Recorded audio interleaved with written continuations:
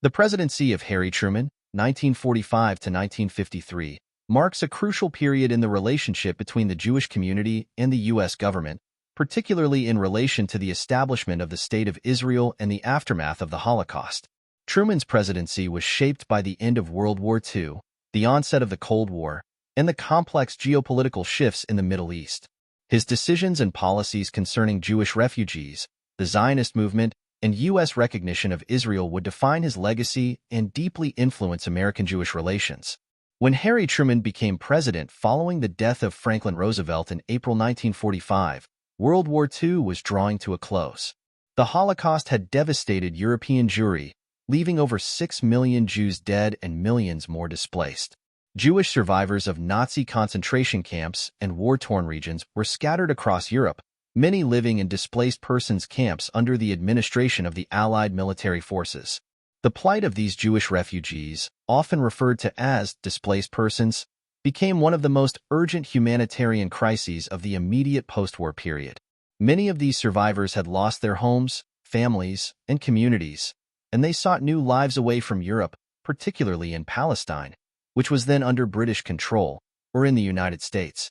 The Truman administration faced significant pressure from Jewish organizations, as well as international humanitarian groups, to address the refugee crisis.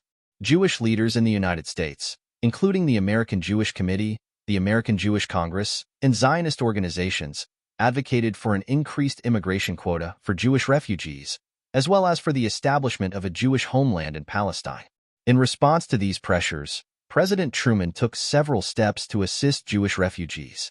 In August 1945, he issued a directive to the U.S. State Department, known as the Truman Directive, which called for the admission of 100,000 displaced persons, including Jews, into the United States under existing immigration quotas.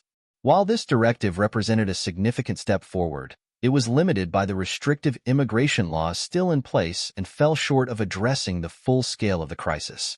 Nevertheless, Truman's support for Jewish refugees was an important early indication of his sympathy for the Jewish cause and his recognition of the moral responsibility to address the aftermath of the Holocaust.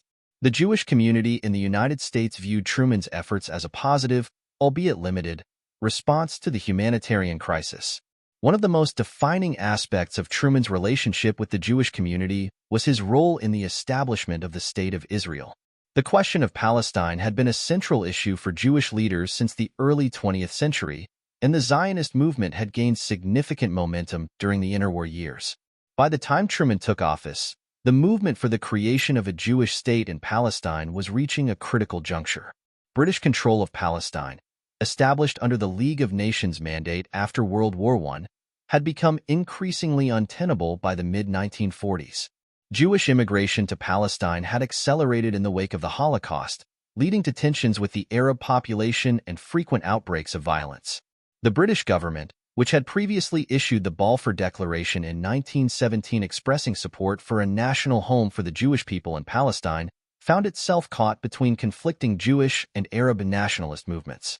By 1947, Britain decided to refer the question of Palestine's future to the United Nations. The U.S. government's position on the Zionist movement was not initially clear. President Truman, like many in his administration, was torn between competing priorities.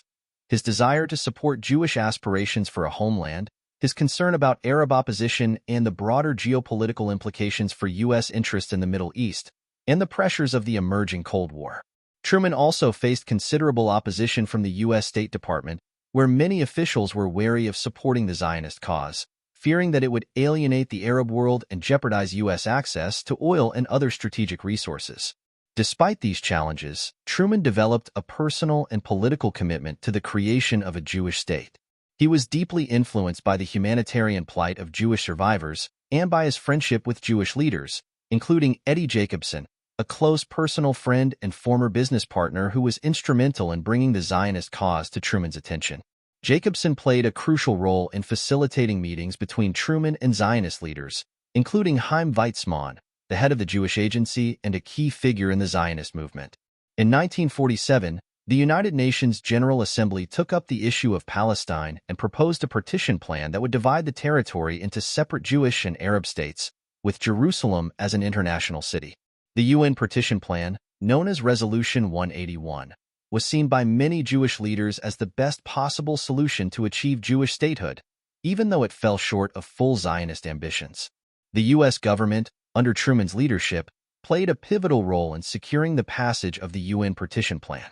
Despite strong opposition from the Arab world and concerns from within his own administration, Truman ultimately decided to support the plan, recognizing the moral and political importance of establishing a Jewish state after the horrors of the Holocaust. On November 29, 1947, the UN General Assembly voted to approve the partition of Palestine, with significant backing from the United States. The Jewish community in the United States and around the world celebrated the UN decision as a major victory for the Zionist movement.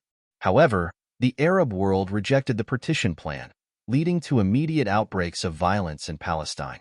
As the British prepared to withdraw from the region, tensions escalated into full-scale conflict between Jewish and Arab forces. On May 14, 1948, the Jewish Agency, led by David Ben-Gurion, declared the establishment of the State of Israel. The new nation was immediately attacked by neighboring Arab states, and a full-scale war for Israel's survival began.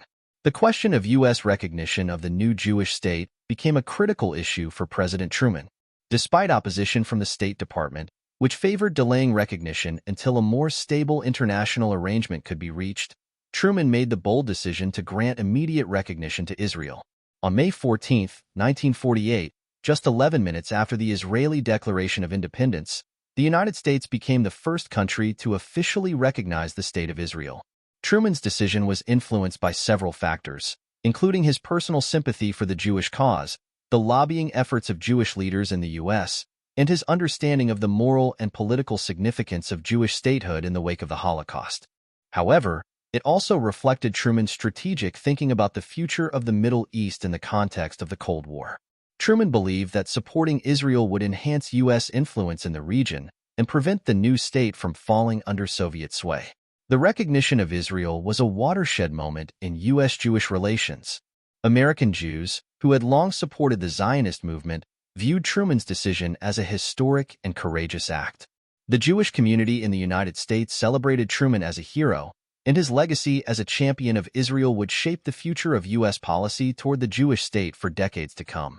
While Truman's recognition of Israel was a moment of triumph for the Zionist movement, it also marked the beginning of a prolonged conflict between Israel and its Arab neighbors. The 1948 Arab-Israeli War, known in Israel as the War of Independence, resulted in significant territorial gains for the new Jewish state, but it also created a major humanitarian crisis. The war led to the displacement of hundreds of thousands of Palestinian Arabs, many of whom became refugees in neighboring countries. The question of Palestinian refugees would become a central issue in the Arab-Israeli conflict, and it complicated U.S. relations with the Arab world. Truman faced criticism from Arab leaders for his support of Israel, and U.S. diplomats in the region warned that American interests in the Middle East, particularly access to oil, could be jeopardized by the administration's pro-Israel stance. In response to these challenges, Truman sought to balance U.S. support for Israel with efforts to address the concerns of Arab states. His administration backed UN efforts to mediate the conflict and find a solution to the refugee problem, though these efforts largely failed to produce a lasting peace. The Arab-Israeli conflict would continue to simmer throughout Truman's presidency and beyond, with deep implications for U.S. foreign policy in the Middle East. The relationship between the Jewish community and the U.S. government during Harry Truman's presidency was transformative.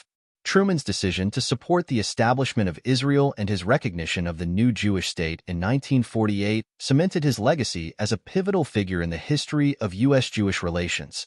For American Jews, Truman's presidency marked a high point in their political influence and their ability to shape U.S. foreign policy. Jewish leaders in the United States played a crucial role in lobbying for the establishment of Israel, and their efforts were rewarded by Truman's bold decision to back the Zionist cause. Truman's recognition of Israel also established a precedent for U.S. support for the Jewish state, a policy that would become a cornerstone of American foreign policy in the Middle East.